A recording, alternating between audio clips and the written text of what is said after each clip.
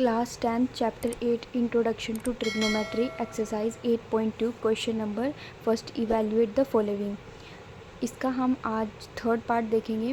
Question first और second मैंने last video में करा दिए हैं। आज हम थर्ड पार्ट देखेंगे।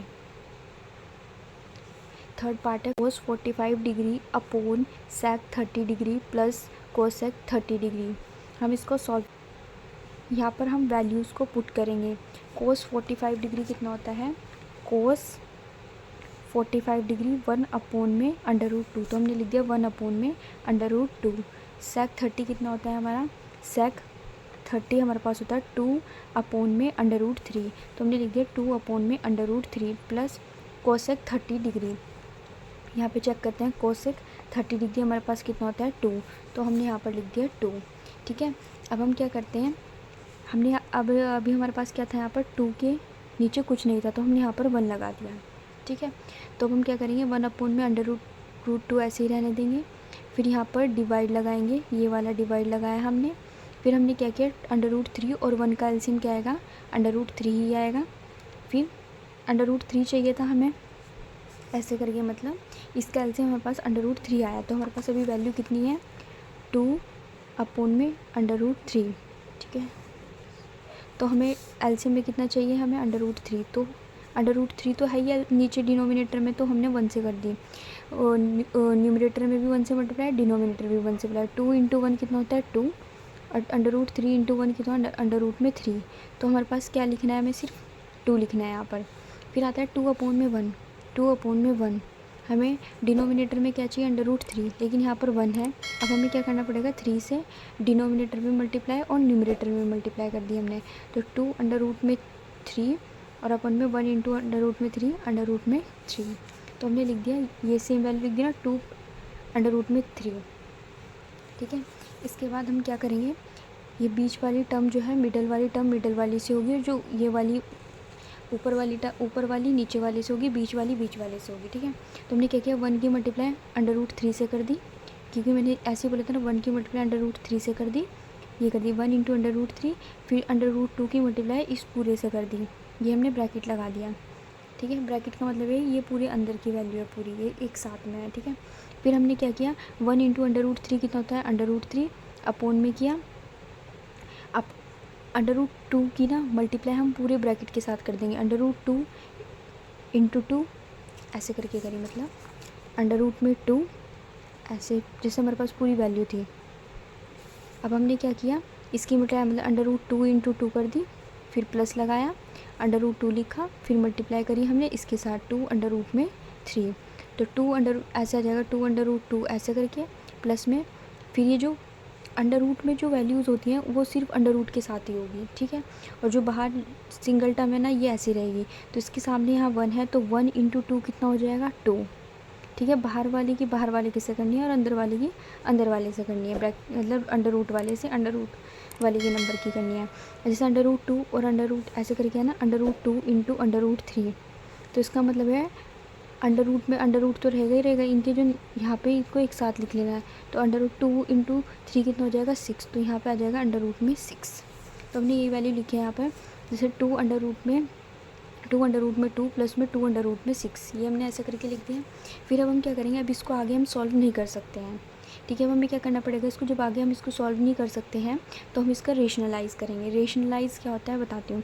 सही, हमने सेम ये वैल्यू थी, अभी हमने इसको ऐसे ही उतार लिया यहाँ पर। ठीक है, अब यहाँ पर क्या करेंगे, मल्टीप्लाई का साइन लगाएंगे। अब हमें एक चीज़ करनी है, जो डिनोमिनेटर में ये वैल्यू होती है ना, इसको सेम एज इट इज़ लिख देना है, लेकिन अगर यहाँ पर प्लस है तो यहाँ पर माइनस आएगा, और अगर यहाँ पे माइनस है तो यहाँ पर प्लस आएगा, ये साइन जो होते हैं। लेकिन हम क्या करते हैं, इस नंबर की अब इसको हम रेशनलाइज़ करेंगे। ठीक है, तो हमने क्या किया, इस सेम नंबर को हमने यहाँ पर उतारा। फिर हम क्या करेंगे, रेशनलाइज़ का मतलब क्या होता है, इस सेम नंबर को हमें क्या करना है, यहाँ पर लिखना है, ऊपर भी और नीचे भी, बस कहाँ चेंज करना है हमें। अगर यहाँ पर प्लस है तो यहाँ पर माइनस लगाना है दोनों में, अगर यहाँ पर माइनस है तो यहाँ पर दोनों में प्लस लगाना है, मतलब साइन का चेंज होगा। यहाँ प्लस है तो यहाँ माइनस होगा, यहाँ माइनस है तो यहाँ प्लस होगा। ठीक है, साइन हम चेंज करेंगे। अब इसको आगे सॉल्व करते हैं। अब वो वाली वैल्यू हमने यहाँ पर लिख लिया अच्छे से। ठीक है, तो अंडर रूट 3 है, 2 अंडर रूट 2 प्लस में 2 अंडर रूट 6, ठीक है। अब हमने क्या किया था, मल्टीप्लाई लगाया था, यहाँ पर सेम वैल्यूज़ लिख ली हमने, लेकिन कहाँ पे चेंज किया, यहाँ पर प्लस था तो यहाँ पर माइनस लगाया। ये जो वैल्यूज़ है ना ये सेम लिखनी है ऊपर नीचे दोनों साइड, और हमें क्या करना है, बस ये साइन चेंज कर दिया। अगर यहाँ पे प्लस है तो यहाँ पर माइनस होगा दोनों में, अगर यहाँ पे माइनस है तो यहाँ पर प्लस होगा दोनों में, ठीक है। इसको बोलते हैं रेशनलाइज। अब हम क्या करेंगे, अंडर रूट 3 की मल्टीप्लाई इस पूरे ब्रैकेट के साथ करेंगे, तो हमने लिख दिया अंडर रूट 3 और ये पूरा का पूरा ब्रैकेट हमने एज इट इज़ लिख दिया। फिर अपोन में हमने ऐसे करके लगाया। फिर हम क्या देखते हैं, अब यहाँ पर देखेंगे ये हमारे पास a है प्लस में b है, फिर ये a है, ये माइनस है, ये b है, तो हमारे पास एक फॉर्मूला बनता है a माइनस बी और a प्लस बी। चाहे इसको आगे करो चाहे इसको पीछे करो, तो फॉर्मूला तो ये बनेगा a स्क्वायर माइनस में b स्क्वायर, ठीक है। तो हमारे पास a और b, तो ये वाला यहाँ पर हम फॉर्मूला यूज़ कर लेंगे। तो a मतलब ये वाली वैल्यू है, तो 2√2 का स्क्वायर मतलब a का स्क्वायर माइनस में b का स्क्वायर 2√6 का स्क्वायर, ठीक है।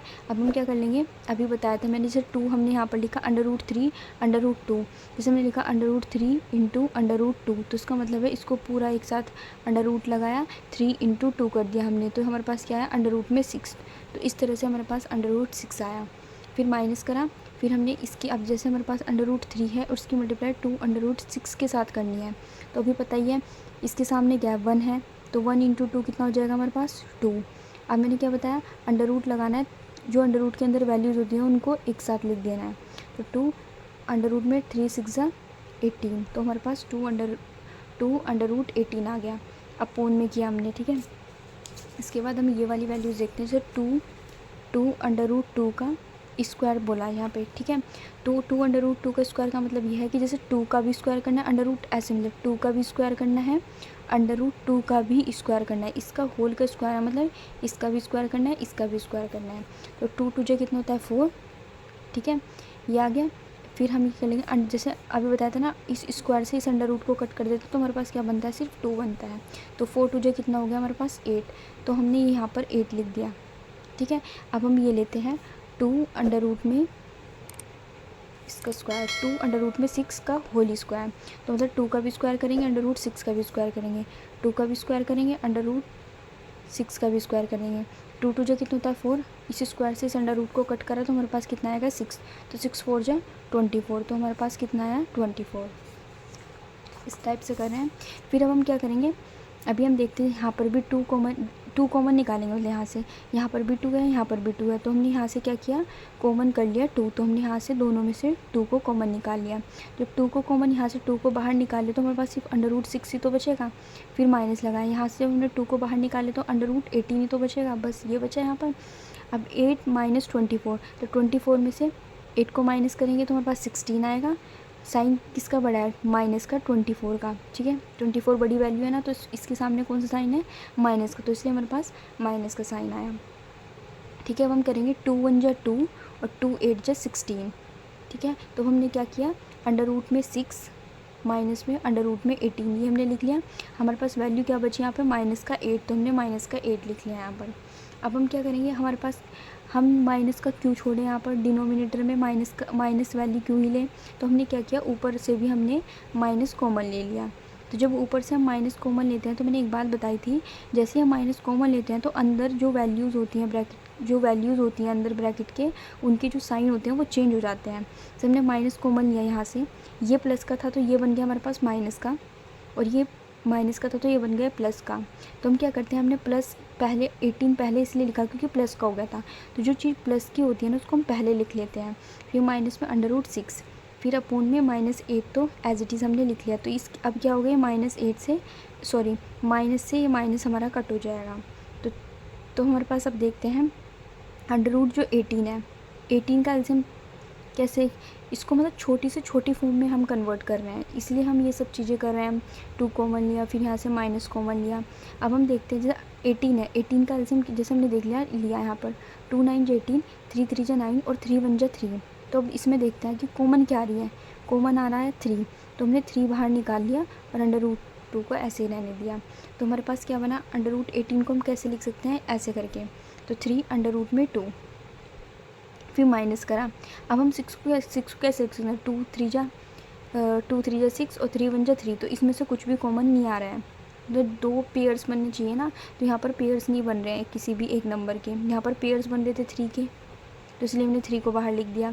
यहाँ पर नहीं बन रहे तो इसलिए √6 हमारे पास √6 ही रहेगा और अपोन में 8। तो इससे आगे सिंप्लीफाई होगा नहीं, तो इसलिए इसका आंसर यही होगा।